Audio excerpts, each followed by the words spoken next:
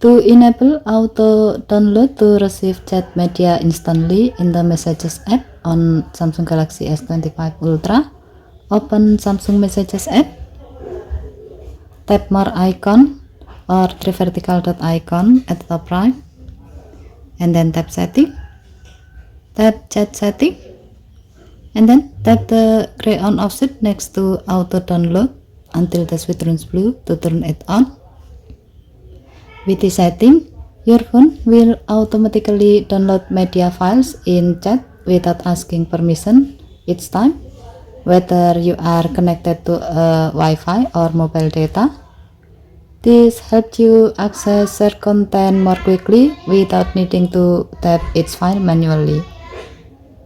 Okay, thank you for watching. Please help to like and subscribe. Have a nice day.